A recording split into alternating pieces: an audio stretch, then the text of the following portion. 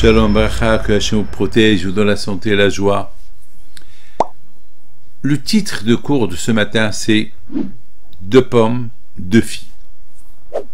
Tout d'abord, je voudrais... C'est une devinette, hein, deux pommes, deux filles. Deux filles, deux pommes. C'est quoi l'histoire? Mais avant, je raconte l'histoire. Il faut savoir une chose. Qu'aujourd'hui, on n'a pas de prophète. Aujourd'hui, Akadosh Baruch Hu nous parle à travers des messages. On n'a pas entendu quelqu'un qui dit « J'ai parlé avec le bon Dieu » ou « Le bon Dieu m'a parlé ». Non. Akadosh Baruch Hu, il nous parle avec des messages.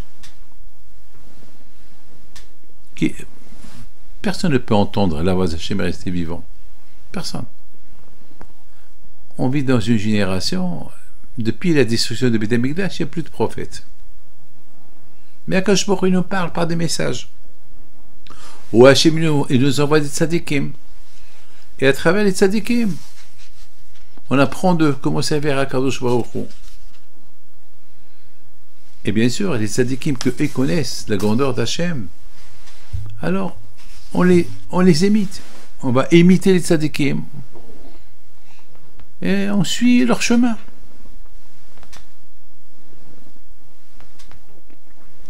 Mes amis, Moshe Rabbeinu,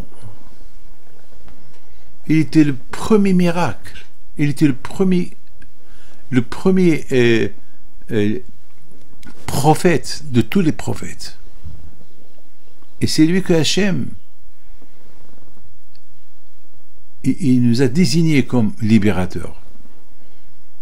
Et le premier miracle que Hachem il a fait avec Moshe Rabbeinu, c'est qu'il est né à une époque que Paro tuait tous les enfants.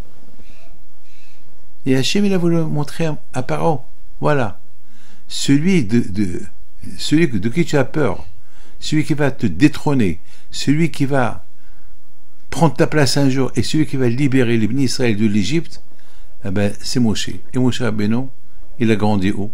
Ben, il a grandi chez Bathia. Et Bathia était la fille de Paro.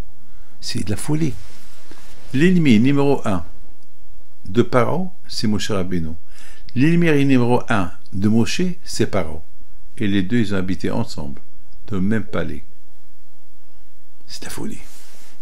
Jusqu'à qu'à la fin, on connaît l'histoire comme Moshe Rabbeinu, il a détrôné Paro, il a fait sortir les Juifs de l'Égypte avec l'aide d'Hachem.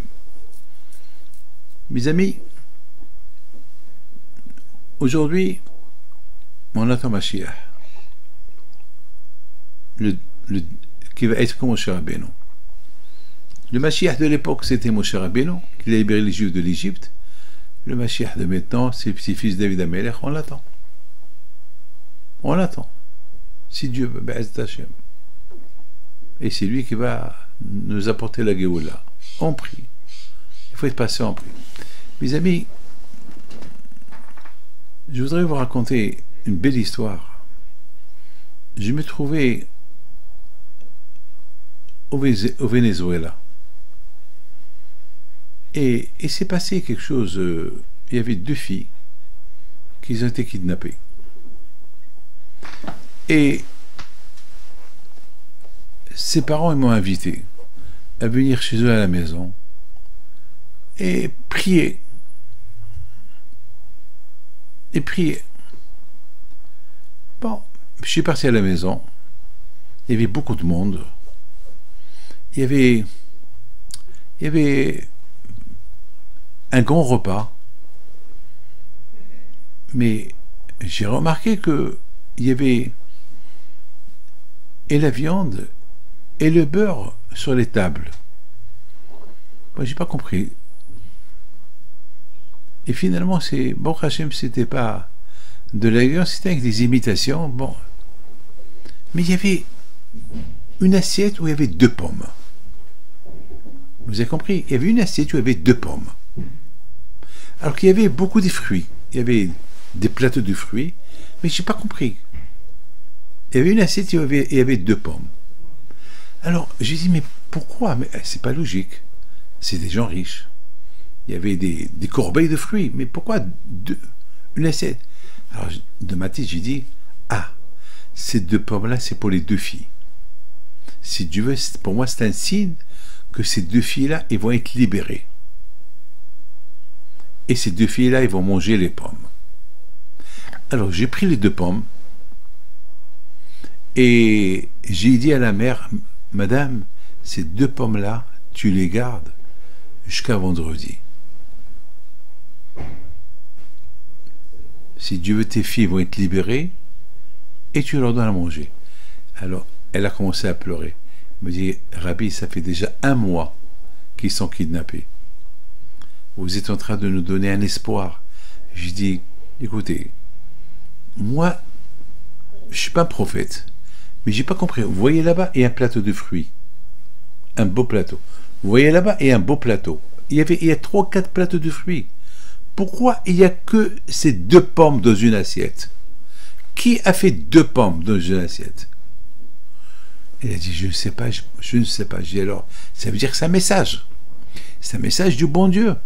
Le bon Dieu, il donne un message, les 2 filles, ils vont être libérées, si Dieu veut, ils vont manger ces 2 fruits, ces 2 pommes-là. Tu les gardes.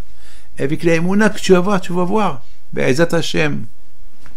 Mes amis, le vendredi, ils ont été libérés. Miracle, comment ils ont été libérés. La police, elle est passée dans un endroit, les ravisseurs, ils ont entendu la sirène, ils ont eu peur, ils ont cru que c'est la police qui vient chercher les enfants, ils se sont sauvés de la maison, et eux, les 2 filles sont sorties dehors, la police elle les a vus, elle les a reconnus, ils les ont pris, et ils ont rendu chez eux à la maison. Mes amis, celui qui a l'aïmouna à Kadosh Baruch Hu, il va trouver que Hachem lui parle à travers des messages. Moi, le message que j'ai compris, c'est que pourquoi 2 pommes dans une assiette? Quelle est la raison? Ah bon, moi j'ai dit c'est ça. Et grâce à Dieu. Et bon, Hachem, ces 2 filles-là, ils sont mariés, ils ont des enfants, je vais chez eux. Je ne peux pas dire où ils habitent, mais je vais beaucoup chez eux, ils m'aident beaucoup, grâce à Dieu. Que le bon Dieu vous protège et que Hachem fasse toujours des miracles avec vous. Amen.